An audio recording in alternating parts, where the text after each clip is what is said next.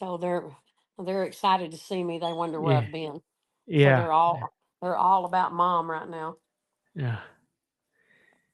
So Interesting. Yeah, they're yes, interesting sir. dogs. Yeah, I he's really unique. Very similar to a cat in yeah, behavior. I've interviewed a couple of people over in the UK about the breed. Hmm. Two different styles, the hound and the more The bully dog. type. Yeah. Yes, that's what he is. He's more of the he has more of the a bulldog type muzzle Yeah.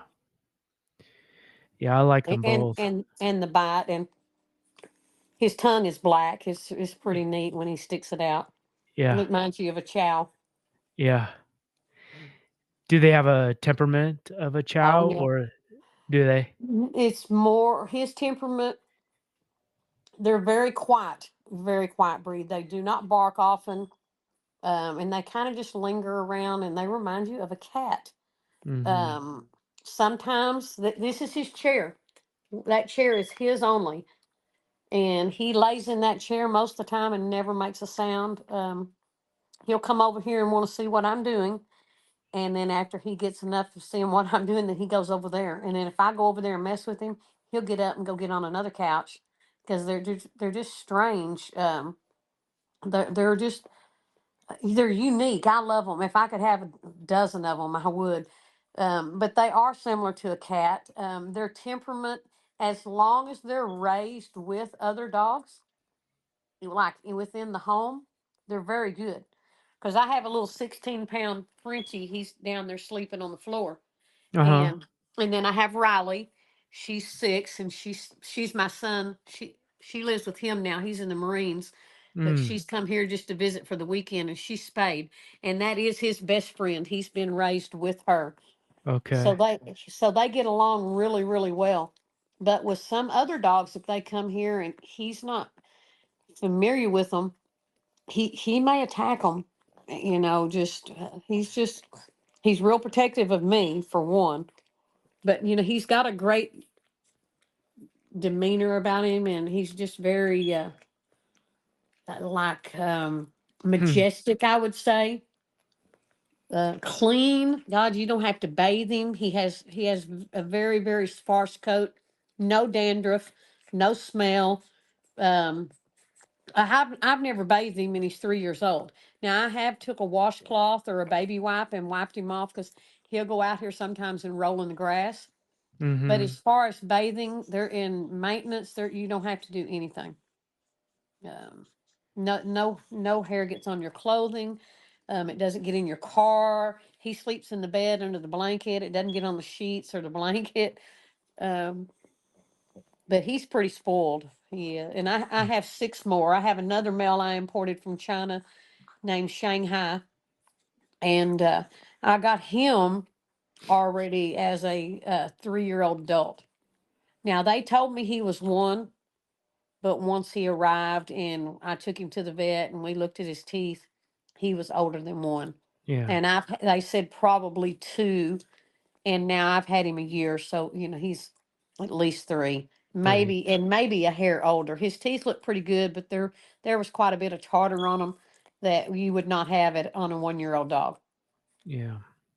So, and Yeah, then I they have a female from Ukraine and a female from China, and then another female from Serbia. okay. Yeah, and then I bred Amina, and Amina had a litter, and I kept back Shadow, and Shadow, she's black, and Amina, they're jet black. They what they call the Black Panther, Okay. but they're small. Amina weighs around. Last time I weighed her at the vet, she was 32 pounds, and last time I weighed her daughter Shadow, she was 31. And Corona, he's over here making his bed Huh. in his chair. Um, he's 43 pounds, but he 40. was weighing about 39 or 40, but he's got a little bit thicker now, Yeah. and he about matches that chair. That's So, awesome. but they're really a unique breed. If somebody wants a dog that good with the children, um, protects the home, and very quiet. A dog that's not noisy. He doesn't get into the trash. He doesn't chew up anything in the home. Um, even none of the others do too. They don't tear up things like this Frenchie right here. Oh, she chews up everything. Always Yeah. has. Shoes, Yeah. clothes, any knickknack or anything you have around, she'll get it and chew it up. Even as old as she is now, she likes to chew on things and tear it up. And I haven't ever seen her get in the trash, but I have had multiple dogs. You know how they are.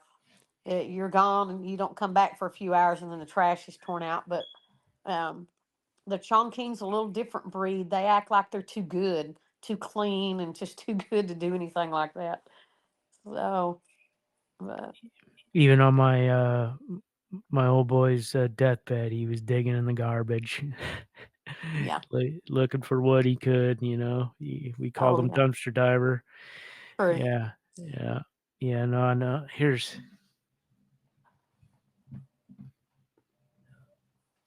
This is this is one of mine right here. Okay. It's beautiful. He's he's only like 10.5 inches tall. He's Mm-hmm. really small, like 15.5 pounds. Mm-hmm. Uh, um, but yeah, he's one of them. He's asleep. Talk about a chewer. Does he? He's a little prick, but Oh yeah. yeah, I love him. He's great. Oh yeah. I recently have been not been feeling real well, and I had to cut back. I had 46 dogs, and I just my son, he lived at home. He went to the Marines. The other son was here home and close, and he's at the prison and works long hours, 14, 16 hours a day at the prison. And then my daughter, she's in high school, and she's not here, and I'm not getting any younger. So I've been thinking, I just kept telling the doctor, I said, I need more energy. I need more energy. And he goes, well, you're nearly 62. You have got to slow down. You can't handle 46 dogs anymore. Plus showing, plus breeding, plus people that come here for me to breed their dogs. And I whelp my own litters. So staying up all night long, and getting up every 2 hours and making sure, the puppies are nursing and everybody's doing okay and the new mom's not killing the puppies.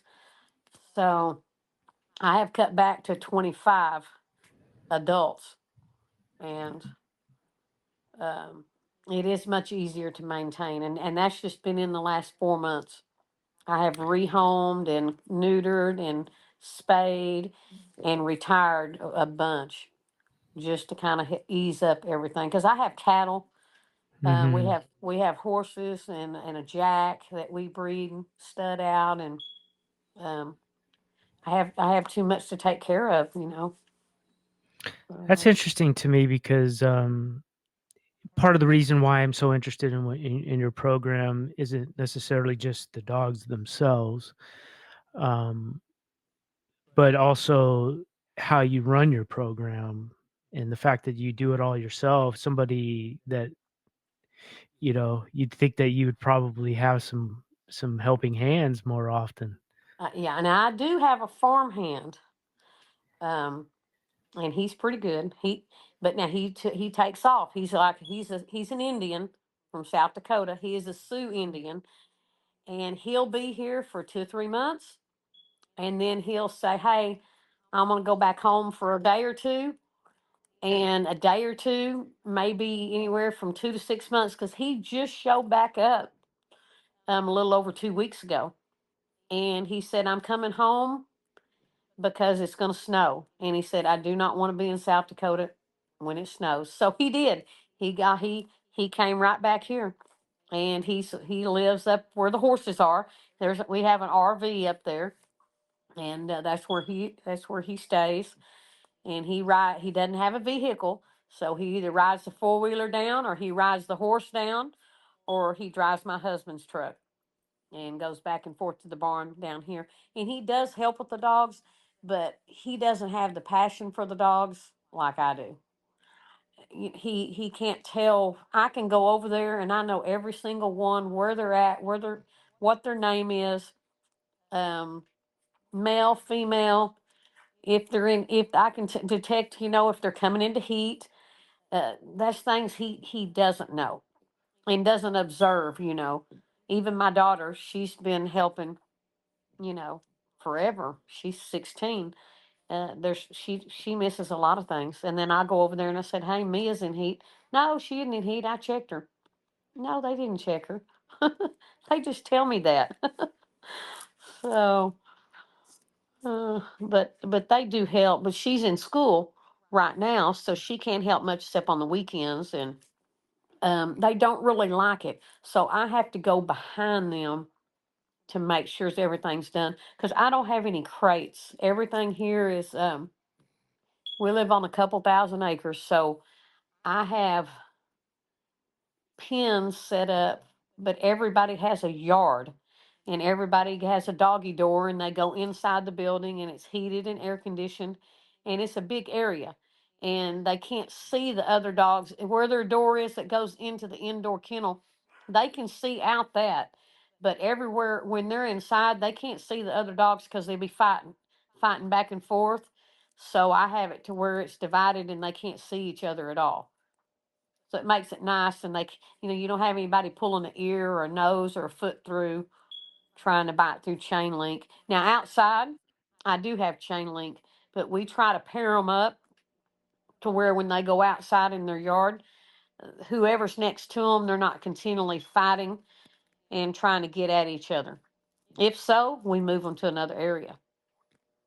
So just generally quiet. I mean, when AKC just came here not long ago, and Um, it was her first time here. This was a female inspector, and I've had a male inspector here twice. And she said I was the 72nd kennel she had gone to, or breeding operation. And she said this was probably the nicest setup she had seen of any. But now it's not brand new because I've lived here a long time, but it is nice and it's comfortable.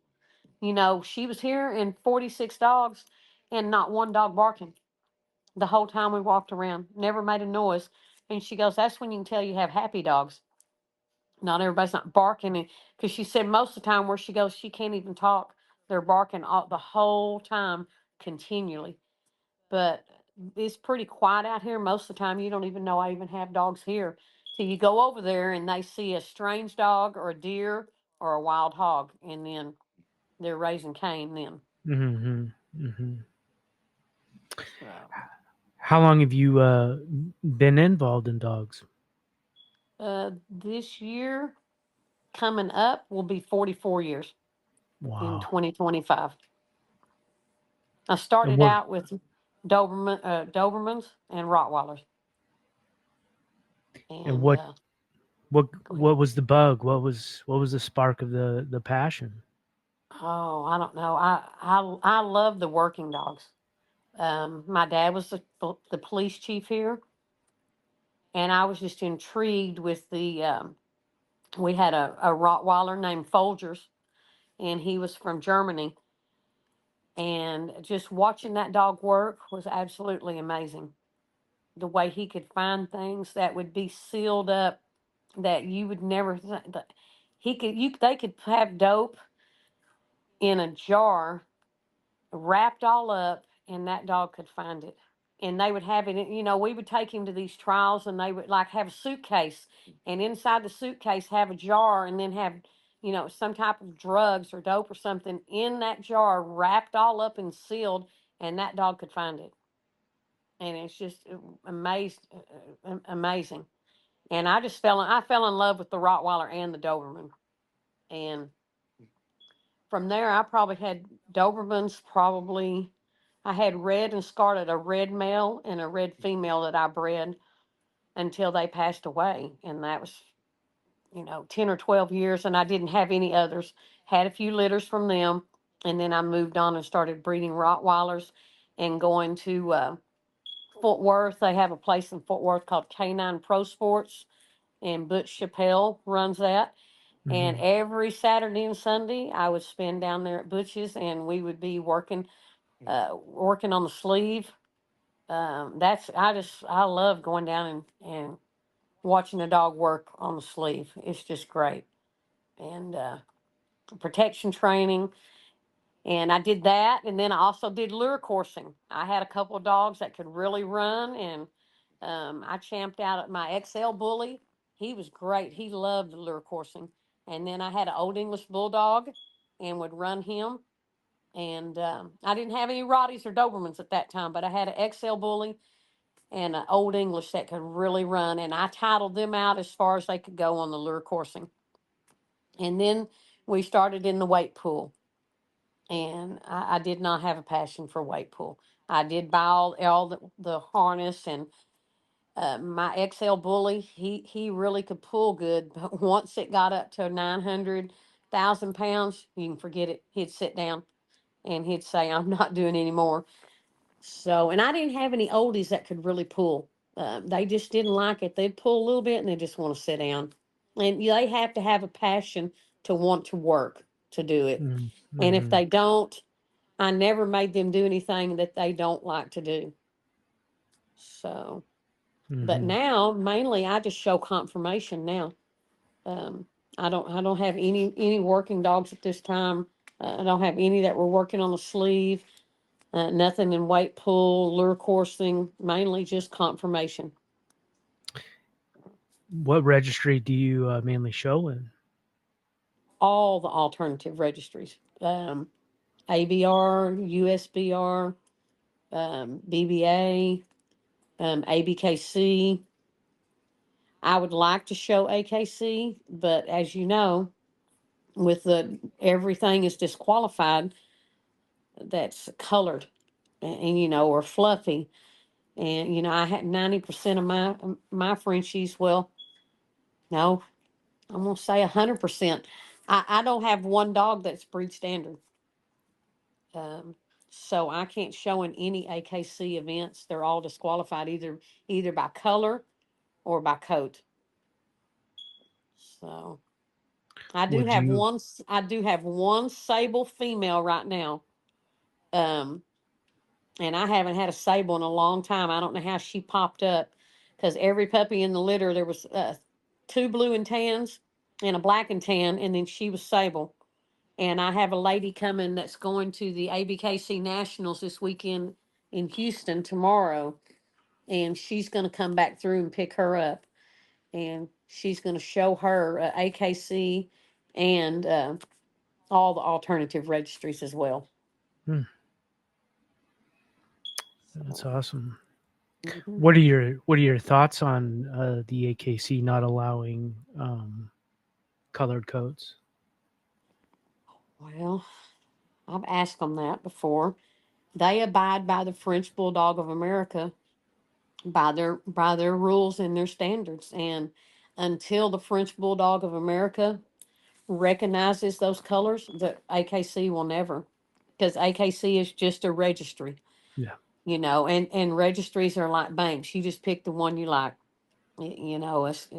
AKC is the most prestigious and the most well known, but as far as shows, most people don't show AKC on their with for their Frenchies or their English, because nearly everybody has one that's of color. And colors being added all the time. You get all these new wild colors and patterns, and AKC just doesn't have a way to monitor it, so they leave it up to the French Bulldog Association, and they're not going to let any of those in at all. They're very against it. So And what's your thoughts on why they're against it? they know that outside breeds have been used to obtain the color.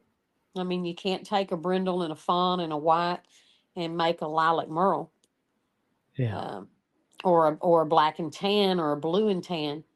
There's no such thing as even a black French bulldog, Right. or a black English bulldog. Solid black is a disqualifying color. Black brindle is not. Mm-mm. Brindles are allowed, but people say not even black. I said no. It was added and brought in, and they know it's not purebred. When it was brought in, something brought the color in. In a lot of English, the pit bull was used, and to get the Merle, a Lapahah bulldog, the Catahoula bulldog, they were used to obtain that Merle color. And once you breed 3 times, if you DNA them, they're normally 87.5%. That's purebred if you read by AKC. As long as they're 87.5, they're not going to say anything. They won't even help you do anything. Even if your dog's 50% and AKC registered, they're a registry. They're not going to do anything. They don't, they don't want to, they do not want to have to hire a lawyer or hire somebody to find out what breed your dog is. If it's registered, you're the one that has to do the footwork. And if you can prove everything, then at that time you can file a complaint and maybe get the dog's papers pulled, the parents DNA'd and their papers pulled, possibly. But I had a fight with a guy from the UK that we got a hairless Frenchie from, and he tried to get AKC. After we got it, he decided he was mad at a co-owner. I was one owner, and the other co-owner, he was mad at her, and he said, "I'm going to have those papers voided." Well, he tried to, and then they finally released them and registered all the litters that dog had sired, and permanently registered him. But he was permanently registered, but him and his wife in the UK filed a complaint stating that they had sent the wrong papers and the papers were fraudulently done. And then it was a big deal. It was a mess. Um, it, I have not been real pleased with dealing with breeders from foreign countries, because you do not know what you're going to get. They show you a picture, you see the dog, it looks great, and then when the dog arrives, it's 90% of the time it's not what you get or what you've seen. Yeah, I thought about it for a while, and I um, had made some calls and had some long conversations online with folks, but at the end of the day, there was just a few warning signs that I couldn't overlook, and I didn't want to deal with it. And then now with the new FDA, USDA rules, half those 90% of those countries you can't import anyway without going through a huge rigmarole. So that Yeah. takes any of that, any thought of that coming in my head to go away for Yeah. good. It is harder, but they're already bringing them in. I've got friends and people they're getting dogs in and aren't even, they're supposed to be 6 months old. They're Yeah. bringing them in at 4 and 5 months old. Those vets over there, they're not like our vets here. No, It's going to no. be really hard here to get a vet to falsify, to risk their license to falsify some information. Now, a week or 2 weeks, they're not going to know. But over there, example, I flew to Budapest and I stayed in Budapest 10 days. I had four French bulldogs brought to me from Serbia, and they came and brought them to me where I was staying over there in a hotel. And when I got when I was getting on the plane to go from Budapest to Germany, in Germany they wouldn't accept any vet health certificates from Serbia. So I had to get new health certificates and new chips in Budapest. Every bit of it was fake. I called a guy over there and said, "Hey, I need to take these dogs to a vet here." He brought me all the health certificates already stamped and done, ready to go. You could not do that here. Uh, if you were a vet yourself, you could do it. But my vet and all the ones I know, you can't do that. They're not going to do that and risk No. their license at all. And I was shocked. I said, "Well, how much is it?" They didn't even see the dog. He goes, Give me $10 a piece. So he might have made them in his house. I don't know. But it had description of the dogs. It was dated, stamped, everything was on point. I went straight to Germany, went right through customs, flew into Houston to George Bush, went right through customs, and then come straight on to Dallas. And I kept thinking, oh dear God, I'm going to get in trouble. But it just came right on in with all four dogs. So, so there's a way, and now with them, with the age restrictions and different things, they're just going flying over to China and flying up to Amsterdam and to different places and just going around to get in. Mexico is a number one place too. They're coming into flying into Mexico, and when you get into Mexico, there's so many places you if you have your passport, you just drive right over, and you can go around all this customs. So no, my last female, Abby, she was a Rottie. She died. She was 12. And I kind of moped around. That was in November of 2007. And I was kind of moped around and I said, I just can't have another dog. She died and, I knew she's a Rottie. I knew she wasn't going to live forever, but I really loved that dog. And I kept started looking, and it was getting closer to my birthday, and Christmas had passed, and then January, I was looking online, and I said I want to get a healthy bulldog. So I ran across the Old English Bulldog, a healthier version, and a guy I started googling, and a guy that lived he lives in Emory. He's probably 100 miles, 120 miles from me here. He had a litter of gargoyle and of bloodlines, and I had been researching it a little bit, and the gargoyle is more of a working Old English Bulldog. And I thought, I'm going to contact him. So I contacted him, and he had a litter of all of them were chocolate. And the mom was named Ruby Tuesday, and the daddy was D Days. I think D Day's Getting Lucky. And he started showing me pictures of all of them, and most of them were sold. But I said, well, I'd like a male. So he was showing me pictures, and then he showed me one, and he goes, now this one you can have a little bit cheaper. And I said, well, why? He goes, it's fluffy, and I don't know why it's fluffy, and I don't know how it got fluffy. He goes, but the IOEBA made me DNA all the puppies, and they had to DNA Lucky that was in like another state, like Illinois or Iowa, somewhere, wherever D Day was at that time, that kennel. They had to DNA the sire, and then he DNA'd the dam, because they said, oh, your dog must have got bred through the fence. He goes, I have kennels. There is no way any dog. Well, how did you breed her? Ship semen. They shipped you the wrong semen. So they swabbed all these dogs. I believe it was 13, 11 puppies in Sire and Dam, and all of them came back that they were siblings out of that Dam and Sire. So I snagged up that Fluffy, and he was chocolate and white. His name was I named him Trucker, and God, that's the best dog I've ever owned. He just died 2 years ago of a tumor on his spleen, and they cut him open to remove the tumor, and it had already had some like feelers or roots, and it was coming off the spleen, and it had attached to the backside of the liver. And when they called me, they said, listen, we can remove the spleen because he doesn't need it. But where that's attached to the liver, we can cut it off. But this dog's going to be sick.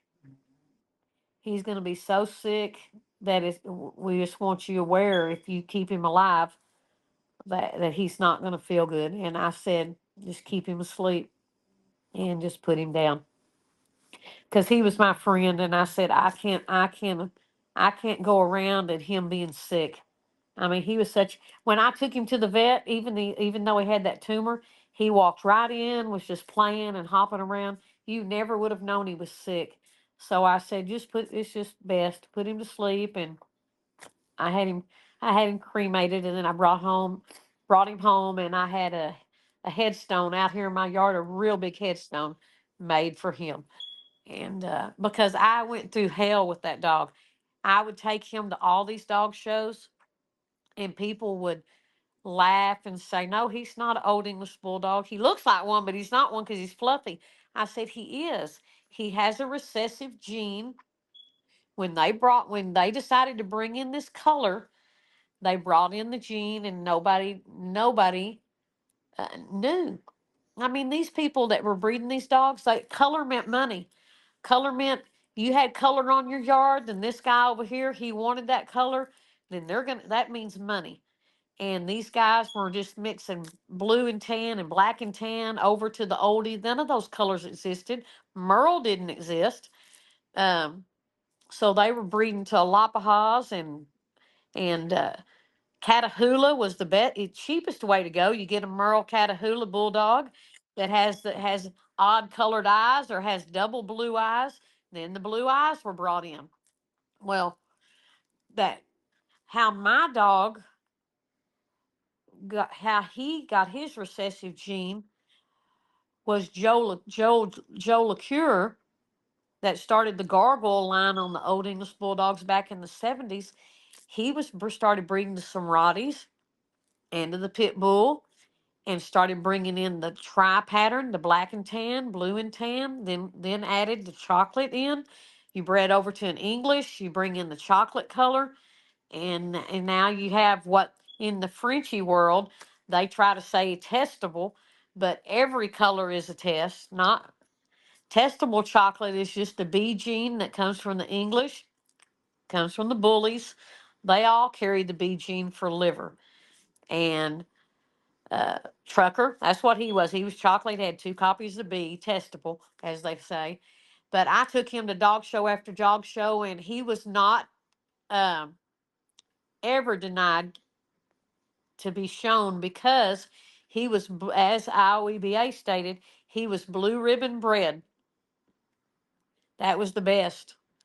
From their pedigree database, that's the best you can have is a blue ribbon bred. So they had to let me show everywhere, and people would give me hell and laugh and say he was a mutt, and I would get mad, but I would suck it up, and say, well, hey, look, here's his papers, here's his blue ribbon pedigree. Look at all these dogs, these magnificent dogs. When you looked at the ABKC database on his sire, it showed that he had over 507, I think 571 puppies by that male's name. So can you imagine how many out there produced or were carrying that recessive gene that were smooth coated? His mom and dad were smooth coated. All his siblings were smooth coated. I got the only fluffy one in the litter. And it wasn't until he was 6 years old, I got a letter in the mail from IOEBA. Now listen, this dog's already retired. And I get a letter from them, and they said he can no longer participate in any shows. He was disqualified, and that they were unregistering him and every puppy that he had sired because they were not going to have any uh, any more of that lineage. And so I got on the phone and called them, and I said, "So you're going to do what? We're going to unregister those 66 puppies." 66 or 67 puppies and unregister him. And I said, why? He's 6 years old. And I said, I've earned all those points showing him, and he has all those offspring. And I said, some of his offspring, people are still breeding. That's okay. They're all unregistered. Listen, what a war that was. And I just wrote them a letter, and I sent a couple of my business cards, and I just wrote across his papers. I put a big X on them, and I said, get fluffed. And sent it right into the IOEBA to that Asia that works there, and the parents that work there, because they had the same bloodlines that I did, and it upset me because they knew about the fluffy, the fluffy gene. But everybody's killing these puppies and getting rid of them, so nobody knew that they were fluffy. You know, Mm. Joe LaCure, when he was having the fluffy gargles, man, he didn't kill them. He shipped them straight overseas, and overseas is when they started the Mammoth Bulldog, the working line of the Mammoth Bulldog. And Mammoth doesn't mean anything. No, it's not size; it's the coat. The woolly coat of the Mammoth elephant. That's what why they named them Mammoth. And over there, Mhm. it's Mammute Bulldog, and over here it's the same. Just in English, it's Mammoth. Mhm. And man, I started just that really made me mad, and then that just pushed me that much further to fight for the fluffy coat, because it's just like having a child. You have one that has long hair, and one that's short haired, or one that's and short and fat, and another kid that's tall and skinny. They're out of the same mom and dad. They're the same blood. You, Mhm. and they just have a different look. There was no reason to disqualify that dog because of coat when they were 100% blue ribbon bred, pure blood. Nothing was brought in at that time. It had already been brought in many, many years ago. And they just couldn't understand what a reset there. Nobody was a genealogist then and understood. Nobody DNA dogs. See, when I had dogs then, you didn't DNA them. You Mhm. didn't DNA for color or health or anything. You took them to the vet and they got a wellness exam and they were on their way. I didn't start doing any color testing or health testing till probably, wow, it was probably 2015. Every French bulldog I bought, not one. I paid the very first Fluffy I bought, I paid $15,000. She had nothing except a vet record.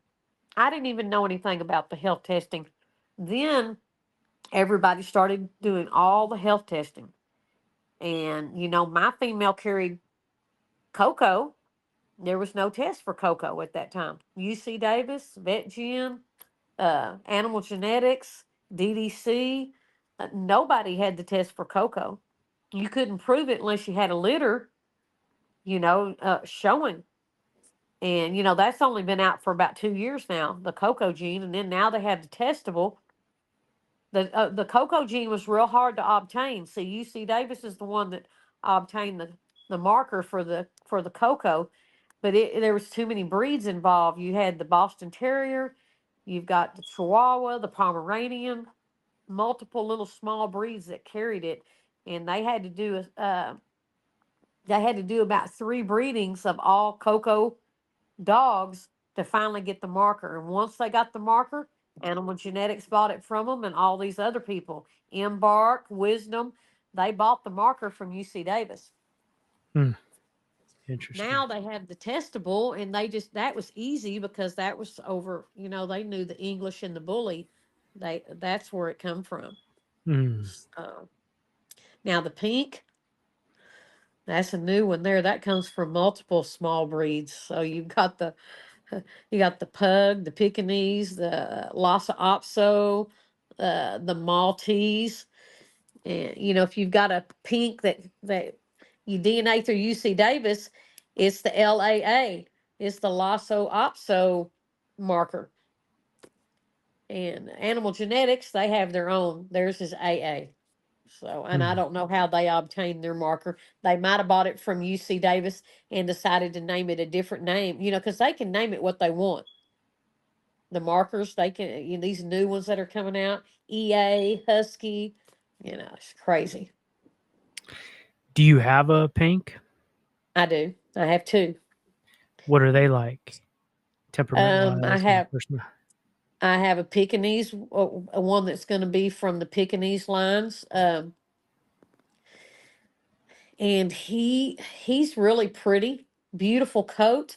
He's long, but he's only 16 pounds. He's small. Mm. He's small, but he's long bodied like a Pekingese. Mm. Has little short legs, has a beautiful round head and nice ears, but He's healthy, 6 panel clear. He's a good one to get started, but he is Pekingese based. The other male, the one from Ireland, is much better. He's from Pug. He would be from the Pug because he has a perfect screw tail, not docked. Um, he's very, very compact. He's been weighing between 15 and 17 pounds. His structure, I've gone to a lot of shows. There's not another pink that can compete against him as far as structure. Nice, short, compact body. That's been to the shows. There's maybe Mhm. some out there but somebody that's come in to compete against him. He's short back. Excuse me, short backed, has small ears, nice flat face, real tight feet, a nice screw tail, and he's very well put together. But is he perfect? No. There's some things I would correct on him. He needs more bone. When you breed him to a female, you'd want a female that has a nice structure for one, but bone, nice bone. Because if not, unless it's something that comes back from another generation, you're going to get puppies that are not going to be heavily boned. Mhm. Uh, his name is Pinky. He's nice, very nice, very eye appealing, moves very good. His gait is great. His conformation is really good. But if that's one thing that I would like to have more would be bone on him. Mhm. It's, um, pink is not my favorite. As you know, anything that has white on the face, you see the tear stains. Yeah. Yeah, that's So kind of I do not want to have a lot of them. I don't mind having one or two, but the maintenance on the eyes requires a lot. And then you have to, if they stay outside any, you have to look on their overall eye health. They have those blue diluted eyes. Both eyes are blue, crystal clear blue, different than some of the blues you see in a Merle. They're very, very light, and it's very hard for them to see. When they go out in the sun, it's nearly like they need little sunglasses on. They have mm, to squint. And the pink pigment around the eyes and the nose, and you'd have to make sure they don't get any sunburning or anything. mhm. These guys are kept indoors, but even when they go outside, you can see them when you take pictures. Their eyes are always squinting because of the sun, the Hmm. brightness. Uh, Do you have any huskies? I have one female on a co-on. Yeah, she's not an EA. She's a husky. She's a blue and tan husky, and we bred her, and she had two puppies, Mm, and they were solid white. And so we didn't get a husky. Well, the one was probably a husky. It was a whitish cream. It probably was a husky covered under that, but I was real disappointed. mm, Amy bred her, and um, she'd had two extreme pied puppies. So she's going to be bred again this year, or this next year, and we'll see what she has. But we'll go a total different route. I have a Rojo Husky. Um, I forget about her. I have a Rojo Husky. She's due on Monday, and she mm, carries pink. And she was bred to Pink Moonshine.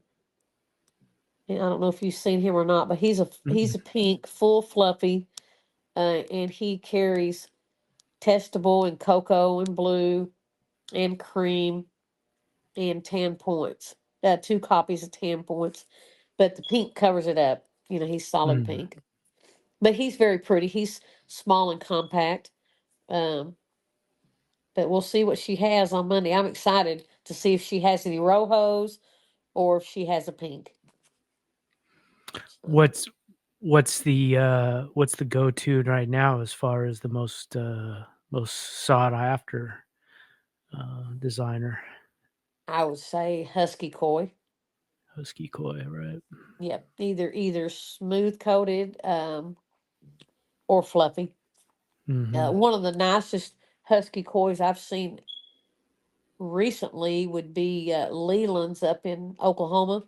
Mm-hmm. Red Dirt. He has NBA koi, and that's a very beautiful dog. He's has a lot of white on him, but his structure in his head, he's really a beautiful male, producing some really quality puppies. And you were the first one to bring the fluffy Frenchie to the States, is that right? That is true. That is true. I've And got bought my first one in 2015, wow. and And that now wasn't look. a good. That was not a good experience either. People laughed. People, oh, it was bad. Um, you take them to the shows, and you had some that were intrigued, and some, you know, that's a mutt. That's a mixed breed. That's not purebred. Now, I didn't have any Frenchies. I lucked out. I didn't have any that were not 100% if when you DNA'd them, Mm-hmm. embark or wisdom panel. But there was a lot of people that were scammed. People Right. trying to make a quick buck. A lot of Yeah. them that were whatever they could get in there to obtain the long hair, and it was sad that so many people got taken. But the money was just unbelievable at the time. So everybody was grasping and trying to do whatever they could do to make money quick Mm-hmm. while they could. And a lot of people did get hurt. I started from the bottom and just worked my way up to color. I just had a black and tan, and I had a pied male from Brazil, and they didn't produce any color, just black and whites and pie Mm-hmm. and black and white, solid black brindles. Mm-hmm. But those brought money, good Mm-hmm. money compared to your standard brindle or your standard black or standard black and white pied. You're looking at puppies that are 15, $20,000. And then from there, when you started adding color in, you're looking at 30,000, 50,000, 100,000. A lot of money. So now the market has crashed. Yeah. I don't know if it's because there's just so many French bulldogs now, Mm-hmm. um, or if it's just basically the economy. We'll see what happens when Trump gets in January, if that's going to change. Yeah, that's another reason why I wanted to talk to you, because you're not afraid to. This is a subject that I've been on a soapbox, and if you watched my shows or seen one of my lives, and I don't expect you have because you're busy, but people that have will get why I'm asking this question is, I don't think that you can breed dogs without thinking about business, and I think the idea that we can all pretend that this is a fruitless thing that we just do for the passion and love of dogs and all of that. I understand the motivation to do it, but if you're not pulling in a profit, and if you're not being able to put back into your program, you're not going to breed good dogs. You're just going to breed Yeah. desperation, and that shows. And so I think Yeah. every good programs are profitable, no matter if you pretend not to be that way or not. I mean, I see that nice big boat or that nice big dog trailer with your big design on it. You know what Yes. I mean? Don't pretend. You know what I'm saying? And Yes. so, and I'm all for it.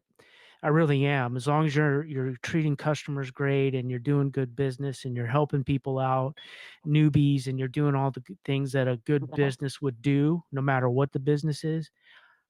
I think you have to True. be that way, and I'm tired of that conversation. So that's one of my soapboxes with this Yeah. podcast, and so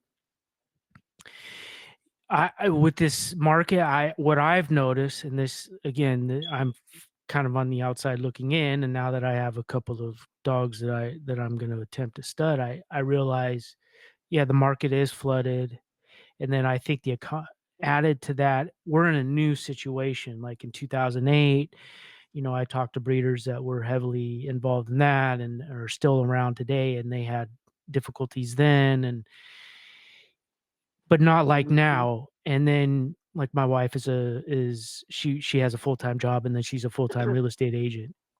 You talk Yeah. to real estate agents about what it was like during the recession of 2008, 2009. It it's Yeah. not like it is now. This is totally different waters that we're on right now. True. And I think I think we can't predict. It's so unpredictable. We got wars around the world. True. We stuck our nose in things. We've got the markets that are just so fluctuated. We got inflation that is out of. So I think the confidence in people's, if they have money, they're holding on to it. It's like you have a house and you kind of want to sell it because you want to upgrade, but True. your interest rate is so good, you're not going to want to triple your interest rate just so you can upgrade a little bit in your house. Oh, that's You, true. so you know what I mean? So it's not like what you were dealing with in 2008, 2009. And so I just think, added with the flooded market and then the uneasiness of what the economy is going to bring, is got everybody like They're scared. they're scared. And then you They're get scared. people, and then you get breeders I've seen start to make desperate moves in some regards, and they don't make moves from the outside looking in. I'm not judging, completely judging. I am judging a little bit, but it seems Yeah. like they're making moves that are they're thinking it's Desperate. gonna suit them the most, but in the end of the day, it's just hurting their business even more. I told one breeder, I said, Isn't it better to give a little in the front door, so in the back door you get more in the end Yeah. of the day?" And they were like, they couldn't get the concept, and I was like, "Hey, obviously you're not a business person then," you know what I mean? And Yeah. but so what is your overall feeling? Do you think the market is gonna come back? And how do you think, are you gonna proceed in that, um, how are you gonna be prepared if the market comes back, or if the market stays the same? Well, if the market stays the same, I definitely won't be adding more dogs. I'll just keep what I have. Um, mainly most of the dogs that I sell, they mainly are breeders. I mean, I have a few pet home, like recently, a lot of pet homes, more pet homes than breeders. But I recently had a litter of fluffies, Frenchies. My chocolate female was her last litter, and that litter, most all of them were spoken for. But she was pretty well known. She's been around. She's 5. She just turned 5, and when I announced that she was going to have her last litter, I had waited a year to breed her, and those puppies move real well. But from her last litter of nearly $200,000 on one litter down to, puppies that were 3 and 5,000 versus her last litter, they were 35,000 each. And that's, I look at it, the economy's bad. I mean, are they worth more money? Well, no, not with the current economy. No, they're not. If it goes up, well, yeah, but there's nothing you can't predict what's going to happen. So I couldn't say, oh, well, hey, I'm just going to hold on to these puppies and we'll just see about next year. If maybe the economy is going to go up, then I can get 30,000 for these puppies. But it's too big of a risk to take. So I rather just them go on to good homes. People that are, most of them are going to be show dogs. Their brother is Mr. Banks and Sub Zero, and those are two of the top. They're the top males. That's that female's babies. So the potential for these to make nice little show dogs, they should. I can't tell because I rehomed them at 8 and 10 weeks old. But as far as structurally right now, yes, they look nice, and I'm hoping that they all turn out to be really nice show dogs. Um, I kept one for myself, and we'll see. But it's a lot of people are saying, "Oh, I'm just going to hold on, and maybe the economy will go up." Just go ahead and rehome them because you don't. We don't know what's going to happen. The last 4 years has been horrible, and I don't live off my dogs. I have a trucking company, and I'm retired, so dogs are my passion and my hobby. Um, as well as I have horses and I have cows. I like them too.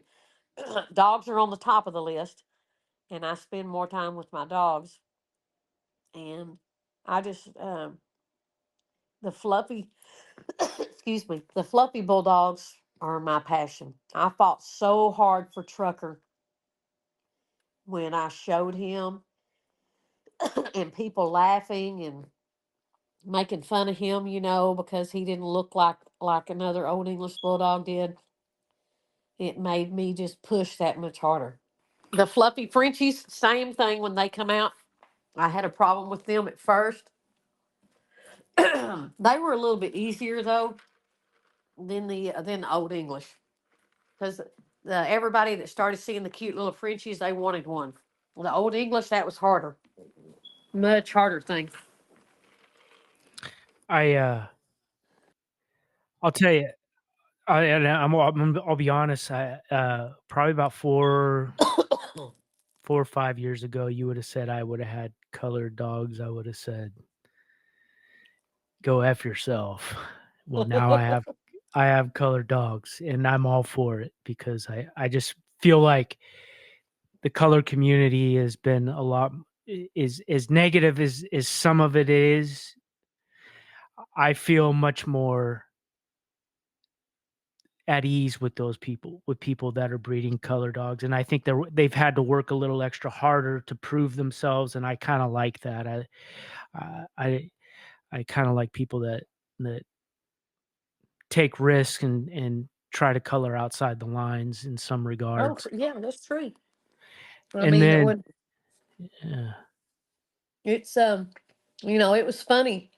I would have people calling me that had Old English bulldogs, and they laughed and made fun of the fluffy coat. And then 3 or 4 years later, they calling me on the yeah, phone and said, "Hey, can you look at these puppies? They're fluffy looking." And then I would laugh and I said, "Yeah, you bred two dogs that carry the recessive gene, and that's how the long hair was obtained." And they'd say, "Well, we've bred them a couple of times and they've never had one." Well, you've never bred two together that had the recessive gene. That's why. And one of them was Mr. Sullivan over in Louisiana. He had the Johnson, a lot of all the Johnson line from the old Englishes that come from the Americans. And he said, "There's no way." But then when we started doing all the research, I said, "Oh yeah, David and John Johnson, they had huge interviews with them. They used a smooth coated Saint Bernard." yeah,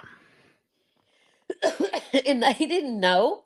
They didn't know anything about long hair. They didn't know that the smooth coated Saint Bernard carries the long hair already. mhm, And then they have all these dogs popping up that have long hair several years later, once they're old enough to breed. And then they decide, "Oh, we want to do this line breeding." Then they do the line breeding, and then they have all these puppies that in the litter that are popping up with long hair. And I had a long-haired American Bulldog for a while that I did take her, and we worked on the sleeve some. She was a very, very good protection dog, but her dad was Cadillac Escalade. And he was a really magnificent working dog, and sleeve worked a lot on the sleeve. But listen, she didn't do good on the sleeve. She would bite, but she'd just let go. She wasn't vicious enough, and I tried forever, but she didn't have the drive. mm, They have to want to do it. They have to like it and want to right. do it. And she didn't. And I just gave up on her, and I bred her and had one puppy. And she was already aging out and too old. I didn't want to breed her again, but she had one beautiful puppy named Tundra, and he just got too big. He was not a good working candidate. He got the Old English side and like the Saint Bernard side. He was about 95 pounds. Mm. It was really thick, monstrous head, and she was only about 55 pounds. But the male I bred her to was really a Joyful Acres and um Sullivan Lines too. And he was just his name was Kodiak, and he was just a big, massive male. And that puppy didn't turn out like her at all. He was very big, very massive. So that didn't work out. And then I spayed her because she was already pushing five. Well, after she had him, she was about 5.5, and I Mm. just went ahead and spayed her. That's probably why she only had one puppy, but they had brought her to me from Louisiana and said, "Hey, we want you to have this American Bulldog, full fluffy." I said, "Bull crap, full fluffy?" Yes. So they brought her. Oh, I was in love. And then all the American Bulldog people, I was posting her up. Oh, they were hating. And I showed them her bloodline, and they just could not believe it. Mm. But once you start seeing the pedigree, when it started going back to a lot of those Johnson lines, they had really beautiful uh, lines, but they were working dogs, hog dogs, dogs that would go out and work and go through the briars, and then they would come up, and your normal regular bulldog, they're not real thick skinned, and their Mm. coat isn't real long. And you go run them on hogs, they get ripped up. The briars just rip them apart. You add a Saint Bernard in there, it's like night and day. Their skin is thicker. Their Mhm. coat is short yet thicker, but they carried the long hair. They didn't know, and Mhm. I was intrigued with it, man. It just the more I found out about the fluffy gene and all the bloodlines that carried it, man, I just went crazy. And then when I got the fluffy Frenchies, I thought, oh my God, here it goes again.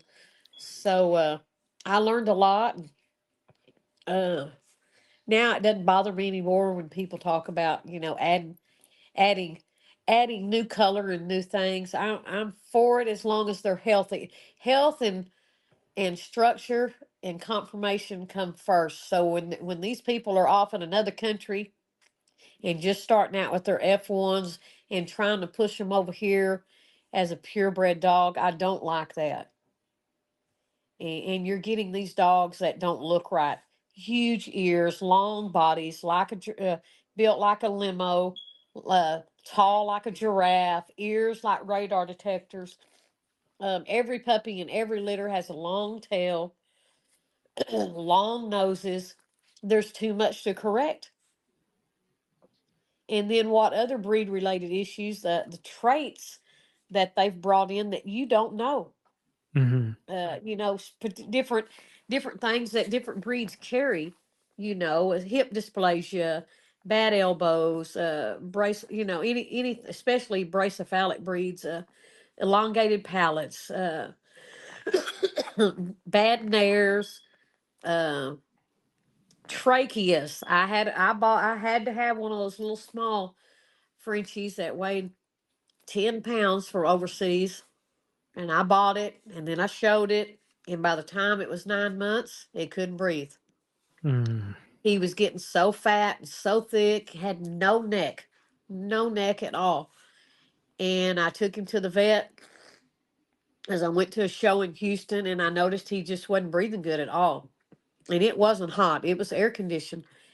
And he was tugging on the leash a little bit, and his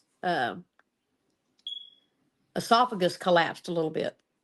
So I Mm. took him out to the vet on Monday, and they said, well, he needs palate surgeries, and we're going to go in here in the back of his nostrils after you go through the nair. He had a lot of cartilage in there. So they went in there and lasered it out. They made it to where you could stick straws, big straws in there. The openings were huge, and fixed his palate, brought him home, and the dog couldn't breathe still. Mm. Put him on a compounded cough syrup, confined to a crate, could only get out on a leash. did this for 2 weeks. He would walk around and would gag and have phlegm coming up. Took him back to the vet. They put him to sleep and did some more x-rays of the throat. And there it was. Trachea was too small. Mm. That's not fixable. You can do surgery and they can put a stent in, but once you put that stent in, uh, there's only about a 30-40% chance that it will stay. Mm-hmm. And the problem is they can't ever exercise or run or play or do anything once that stent's in place, because you don't want them to cough or do anything to make it come out, because once it comes out they can't breathe. And humans, they just put a trachea right through your neck and right straight in, do a tracheotomy.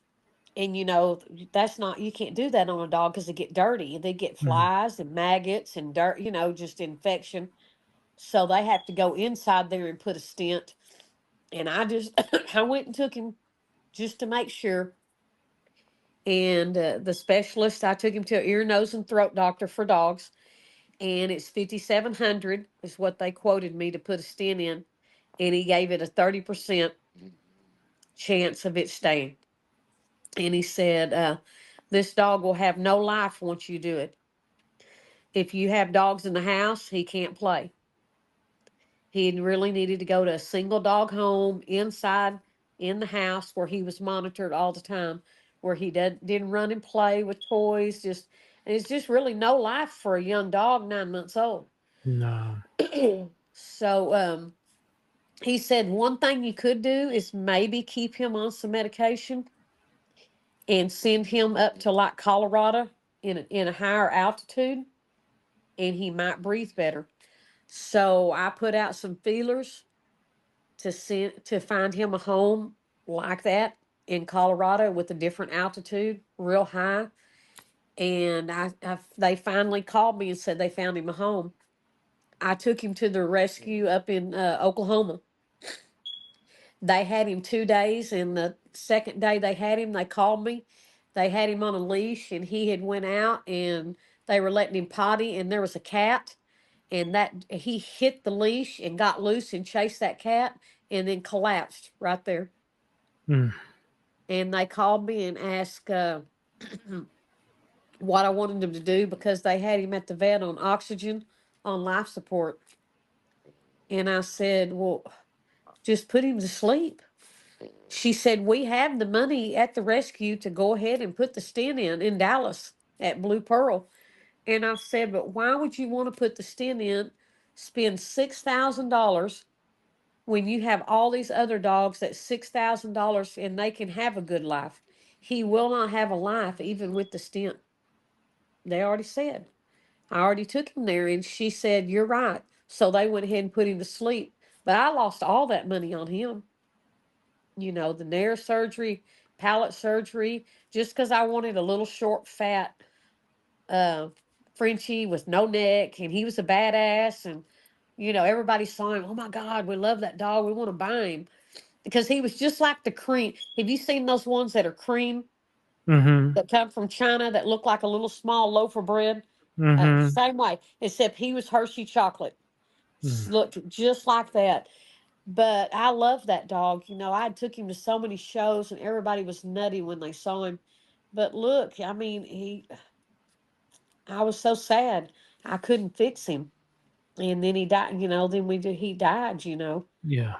So now I just want a healthy dog.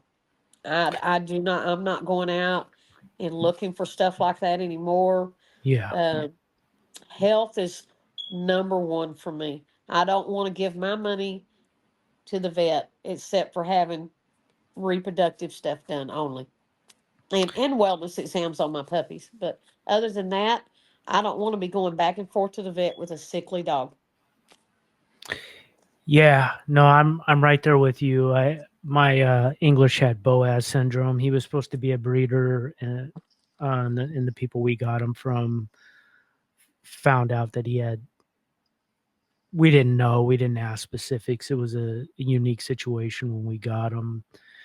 Um, but and then he had the brachycephalic obstructive airway syndrome, and that usually comes on when they get older. So his Yes. last year and a half, we spoon fed him because that was the best way to feed him, and he ate wet food and all that kind of stuff. So, Oh yeah. so I yeah, I'm right understand. there. I'm right there with you that health is really important. Oh yeah. Um, I don't gripe if they have a little nose. Now I don't want them to look like a German Shepherd or yeah, or a golden retriever or something like that. Because I don't want a long nose, but I want enough nose to where they can breathe. They mhm, can run, they can play, they can go outside and not get hot and just fall over dead. yeah, So, yeah, yeah. I've been well, the one of the things that has been intriguing me has been the fluffy because up until probably last year when I started looking at them closely, I've noticed that there's been a big change, and it's kind of funny that now that the market is down and they're not as popular, I'm into them now. For what oh yeah. that's for whatever reason, that's the way it goes, I guess, in my life. But I just think the quality. I just looking at them and like, man, those are some really nice looking Frenchies these Oh, days. it has. It's the quality is 100% better. Yeah. They look more like the French bulldog, like a regular French bulldog. You're not seeing all those traits from other breeds now. Um, the quality's great. Is just super nice, and it just keep getting better. Yeah. Are you still doing the mammoth? No, I do not. I Mm. have now. I do have three fluffy English. I have two males and a female, Mm. and I don't have any. I do not have any old English bulldogs. Trucker was the last one, and he was 13. Mm. And I don't have any. I have a couple of co-owns that have been out in the last couple of years, and they've hit me up, and I've let them just go ahead and buy me out. Um, my last puppy was up in Michigan, and when that puppy was born, I got a pick female, and then I brought it down here, and a guy in Corpus Christi bought it before I ever got my hands on it. I didn't even get to look at it. It was coming down here, and then it just ended up the shipper just took it on to him, and he bought it. And I still do love the old English bulldog, but once the fluffy Frenchie started taking off, I couldn't focus on multiple breeds because I was showing and trying and promoting the fluffy Frenchie. Mm. And I still had the old English. I was still having fluffy old English. That was the one thing when I had Trucker, I had 66 puppies, but out of the 66, only four were fluffy because when I bought him, I was I there I didn't have any other old English bulldogs, and you could breed him to 50 females, but he never produced a fluffy unless they carried the gene. Mhm. And I couldn't find one. I looked everywhere and nobody was DNAing. Nobody, it was hush hush. Nobody wanted to say if they had a fluffy. They wanted to hide them, get rid of them. They didn't want anybody to know that any of their lineage was carrying the gene. So what I eventually had to do was breed back to a daughter, and that's how I had those four fluffy puppies. Mm.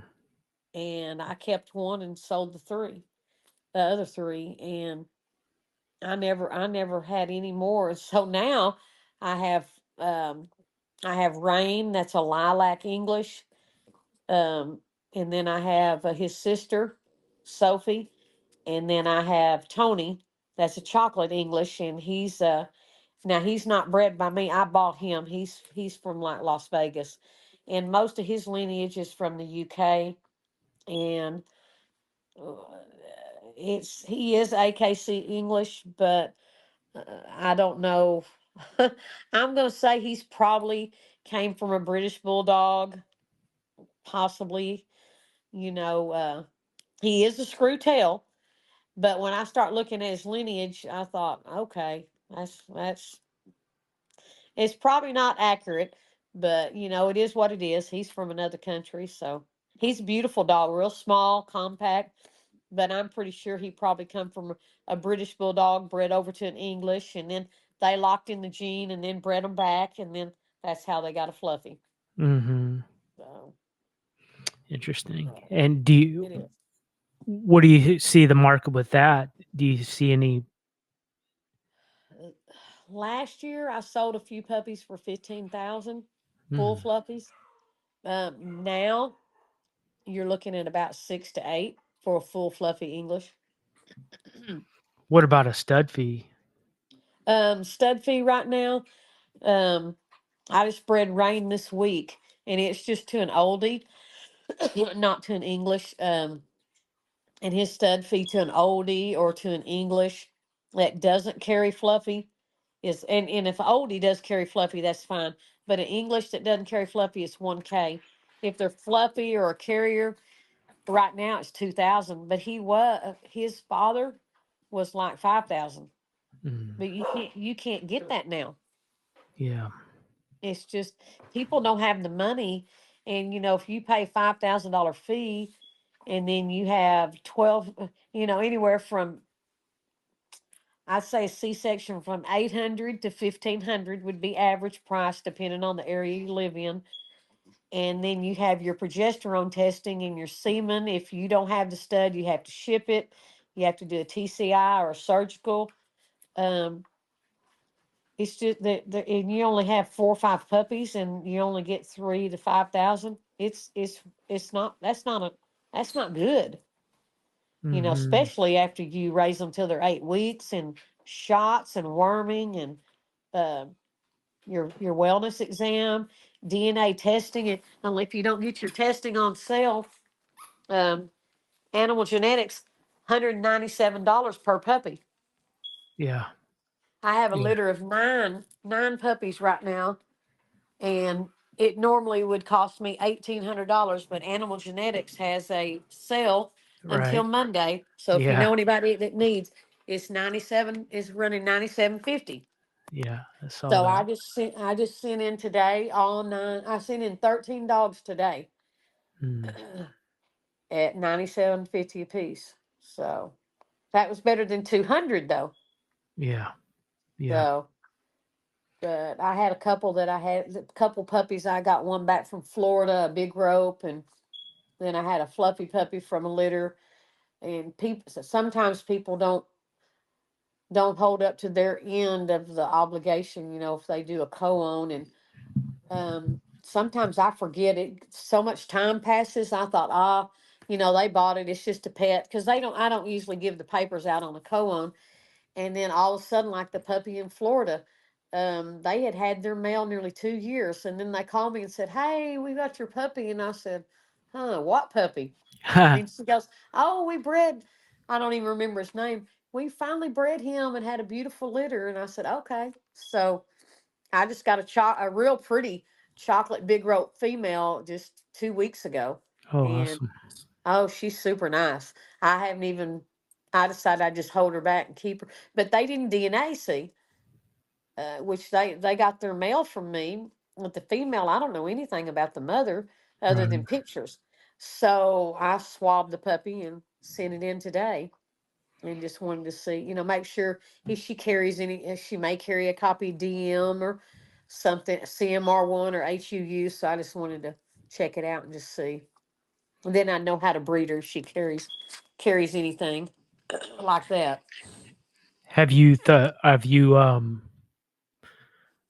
Are you going to continue with the Chongqing dogs, and what do you see with the market on that?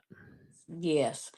Um, I have not had any puppies in over a year. Well, yeah, it's been a year. Not my puppies are a year old now. I kept two back, and when I first looked into this breed, the reds were running 6,000, and the blacks were running around 8. But now, I would say you're probably going to have to sell them, if the economy doesn't change, probably about 3. would probably be a fair price. I've just bred Shadow. I did one progesterone on her, and then I had a showing. I had to go to Kansas, and I had a show up there, and I decided it's too far a drive, so I spent the night. So I bred her. I bred her. She was an eight, I think an 8.5. So I bred her that night, and then the next day I left and went to Kansas, and I didn't come back home till Sunday. And then on Sunday, she was flagging a little bit, but I didn't do a progesterone. So I just AI'd her, and we'll see. It hadn't been long enough yet. It's only been Mm. 3 weeks. So in another week, we'll see. And may if she took it, God meant it to be. If she didn't, I'll try it next time. Yeah. But I kind of held back on them a little bit. Um, they're more of a breed that the new owner, they need to be educated with them. In China, they are used for hunting and protection. They're excellent for people that are in apartments or small houses or small yards because they don't need much room. Um, Nobody's going to walk into your house or in your yard. If they see them standing there, they don't have eyelashes, so they never blink. And you look at them and think, well, should I move or what should I do? Because most dogs, their eyes, they kind of blink and move them around. They will stare and never blink, never blink. They look just like a statue. I've gone to a couple shows and Corona has been sitting next to me, and people walk by and they come back and look and they said, "Is that dog real or is that a statue?" No, he's real. Mhm. But he just sits there and he doesn't move, and he doesn't, he breathes real good, so his tongue won't be out, his mouth will be closed, and he doesn't blink. It doesn't have any eyelashes, so he's just staring. And they go, "Oh my God, we thought it was a statue. Thought he was fake." No, he's real. He is real. They're really unique. They just a very good breed. If somebody wanted a little small dog to stay in the small enough to stay in an apartment and ride in their car and go in your RV and not shed, they're great. They really are. And Yeah. and they're not noisy. They don't bark. I didn't know Corona could bark till God, he was over a year old. Mhm. He never made a sound. Even as puppies, when I don't crate, but I have my kennels over here, and they just don't whine and make a lot of noise. But are they scrappers? Yeah, once the puppies start getting bigger and they're eating, they're like little pit bull puppies. They'll fight each other over food or a bone or a toy. So they do require a little bit somebody, they need to be educated when they get one, just to be aware they're a quiet dog and they don't make a lot of sounds, and um they don't. They're an ancient breed, so they don't need a lot of vet care. They're very, very, very healthy. I sent Corona to animal genetics, and they sent his DNA back, and I said, "What the hell?" And I called Lee. He's the head guy there, and I said, "Lee, why'd you send this back?" He goes, "We already researched that breed. We don't even have them in the database." And he goes, "That is an ancient breed from 820 BC." I said, "I know." He goes, "How do you think an ancient breed is still alive today?" And I said, "Well, I'm guessing they must be pretty healthy." He goes, "Exactly. You don't need to DNA that dog." I said, "Yes, sir. I paid. I want him DNA."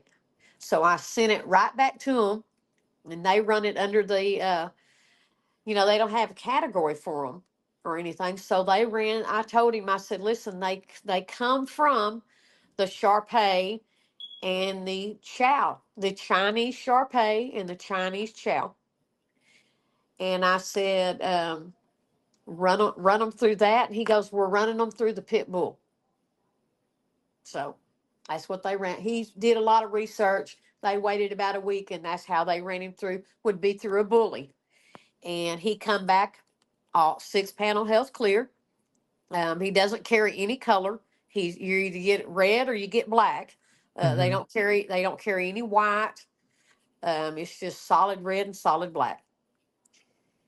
and I was the first one they ever tested. So, but I wanted to see, just to see, Mhm. and they argued a little bit, because he is an ancient breed. There's not, if you research it, there's not very many dog breeds that are considered an ancient breed, Mhm. and they stem back all the way to the era of the Hans Dynasty. Do you Mm. recall that? Yeah. See, I do vaguely. I remember learning a little bit about it in world history Yep. when I was in high school. But if you go over there to their country, if you go to the any of the stores that sell what am I thinking? Souvenirs. Mhm. You go over there and get souvenirs. This dog is the dog you're going to see in there that they have etched out of marble and ivory and wood.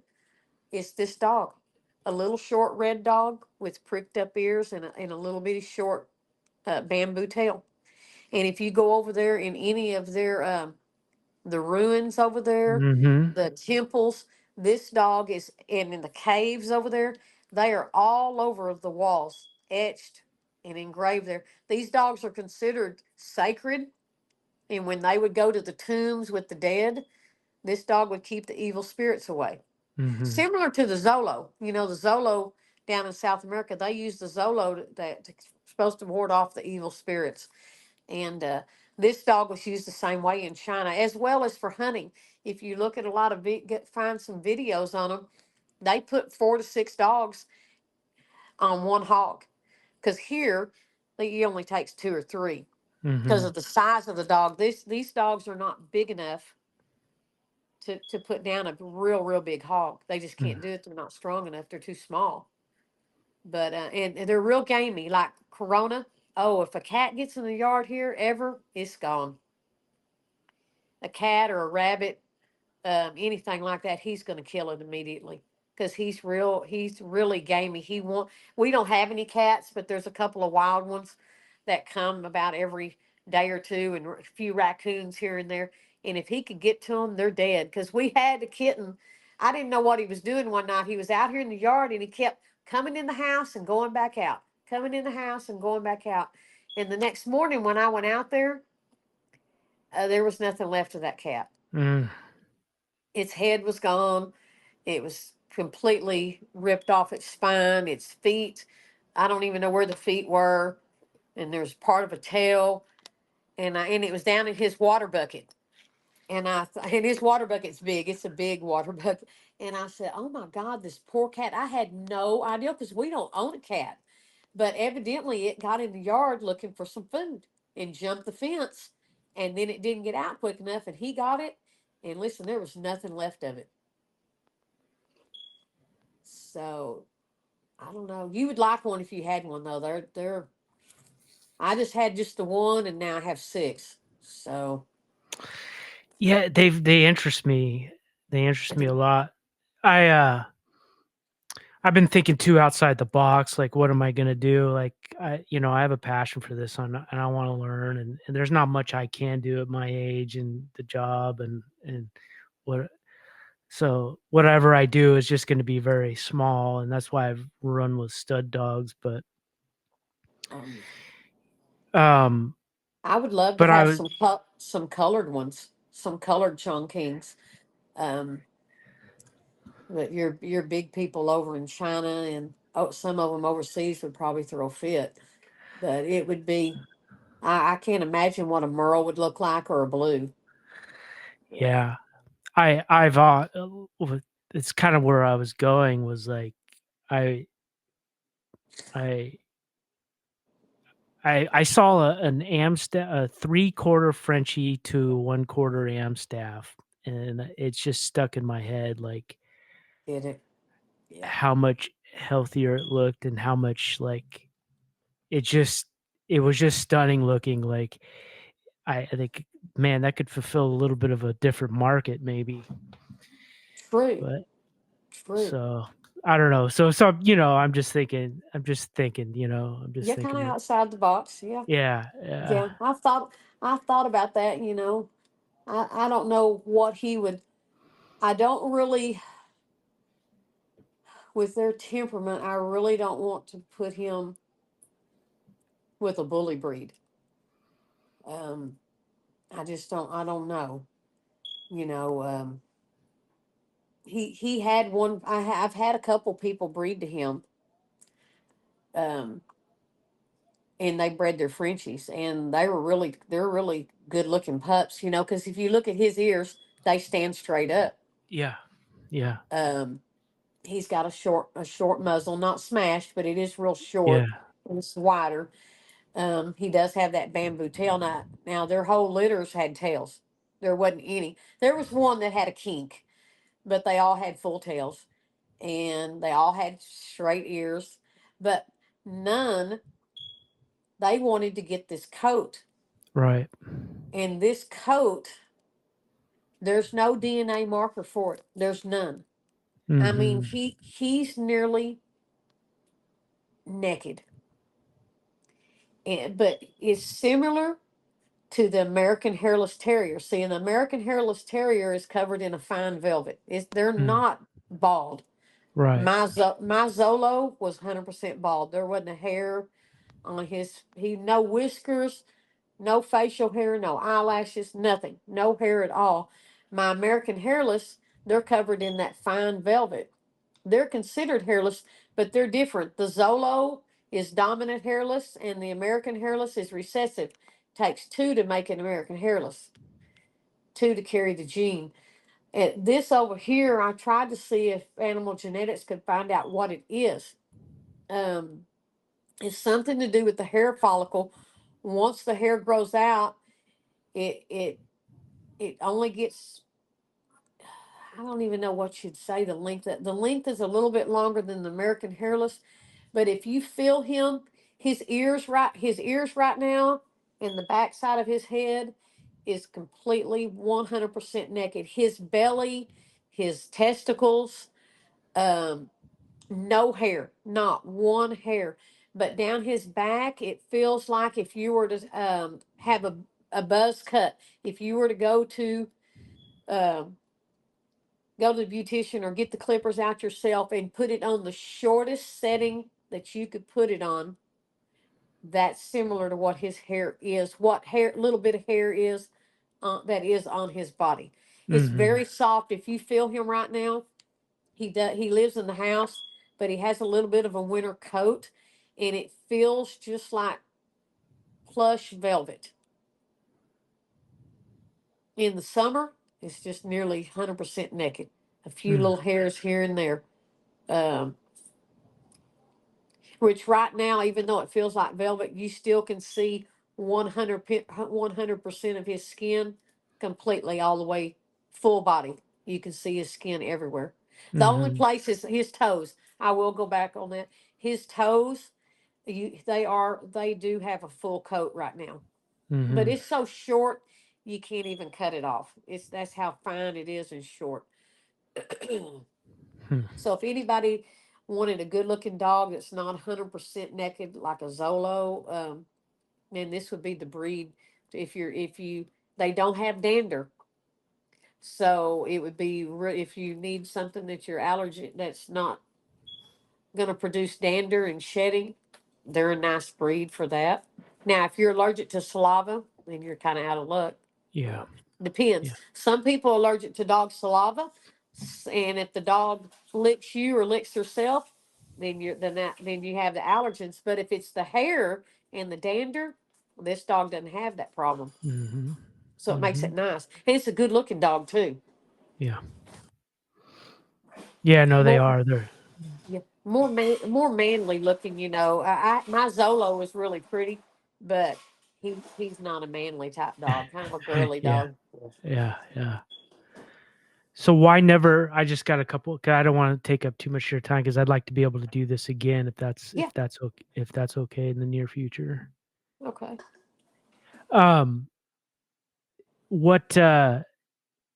Why not the shorty bull? I'm surprised you don't have a shorty bull. I did. I bought a shorty Okay. bull from Jamie Sweet and Amy Krogman. I went to Amy Krogman's house in Kansas and bought one named Snooky, and she was white, and that was out of Amy and Jamie's lines. And at that time, they owned a registry called the BBCR, Mm-hmm. Bully Breed Coalition Registry. And they hired me as a judge.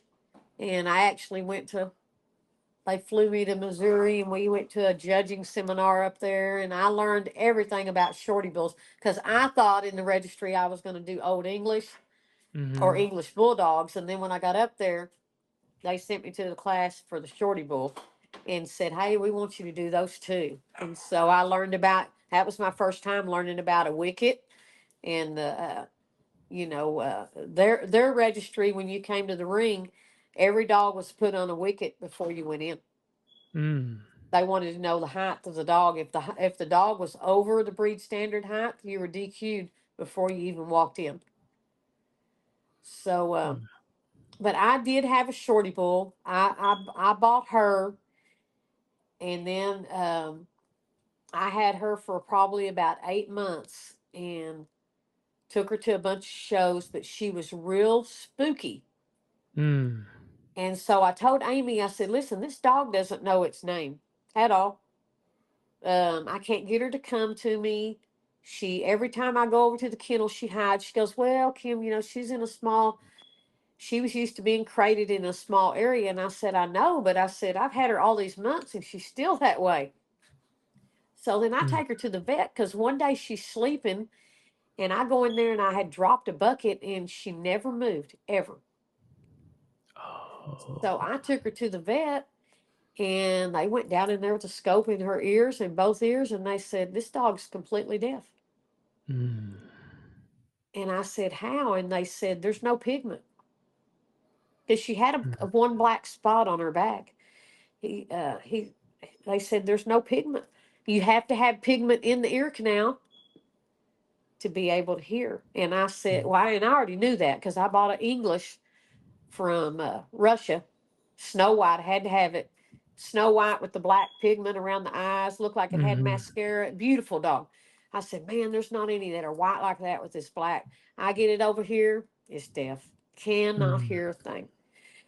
But and that doesn't pass to the puppies. That's one good thing. You're gonna have to put up with, they can't hear you to go to, for you to call them or anything. We have to teach them hand signs. That's doable. I taught, her name was Peaches, and I did teach her hand signs. Snooky was already over a year old, and she was much harder. And Amy and them said, "Well, go ahead and breed her." So I bred her and had one litter, and it didn't work out. We got home. She was laying with the puppies. And every time she fell asleep, really sleeping good, and one would move, she would attack them. Mm. And she killed two of them because she couldn't hear. She couldn't hear them making noise, but she would be sleeping, and she would sleep so soundly because she couldn't hear anything, and they would just move, and she would think it was like a snake or a rat or something going to get Mhm. her. So her natural instinct was to bite. And she bit those two, and she didn't mean to kill them, but she bit them, and one had a cut on his eye, and the other one had, when she bit it, it bit his ear, bit a lip. Well, it couldn't suck, and the other one, eye in the lip. So I was having to tube feed them, and I took them to the vet, and they stitched the one's little lip up, but they didn't do well at all. They would whine because it hurt, and so both of those puppies died, and then her other two puppies, I had to take them from her, and we had to do supervised feedings at Mm. that point. And I decided after that I didn't want to have another litter because she couldn't help it that she's deaf and couldn't hear, and they didn't really want to replace her. Amy didn't, so I just went ahead and showed her. And then a guy in Louisiana ended up buying her, and he had a litter, but she only had one puppy. So I mean, she did fine with it. Just that one. They did supervised as well, but as it got bigger, 2 or 3 weeks old, they just left it with her. But that was my only the only shorty bull I ever had, and that's been 8 years ago when I had her. Interesting. Now Interesting. I do have three bullies. Hmm. Um, they're ABR registered. They are exotic call on their registry. They call it exotic hybrids. Um, and I have a female. She's hairless. I have a male that's hairless, and I have her daughter that's hairless as well. So one's black and tan, one's black tri ticked, and the other one her daughter is lilac with 10 points, and the daughter is 100% hairless. There's no hair. The mother and brother, they have hair just on the head. How do they compare? Are they good movers and Yeah, uh, excellent. I sent Denzel to Oklahoma City to a handler, and she took him to New Mexico to a show in Louisiana, and I didn't go because I was showing here. I had a show mhm, in San Antonio and Austin, and then one in Dallas. So I wasn't able to go. So I sent him with the handler for 3 months, and he took first place at all three shows. Now mm, the and I know one was an ABR show, one was a BB, I think BBCR maybe, or USBR. But she said that he did real well. He moves good. I wasn't there. I just got pictures, so I don't really know, what kind of competition was there at the show, what he had to show up against.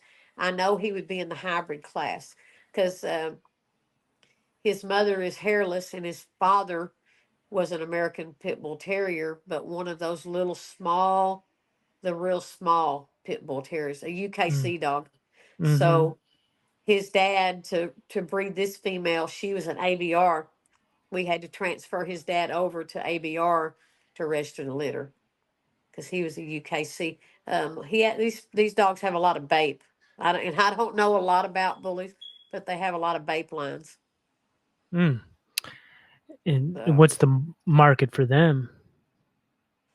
I held back everything except for one. I did one co-own for 10,000 and all stud and just stud credits back as I need him. His name is Butt Naked. Hmm. So, but I kept Denzel and I kept these two.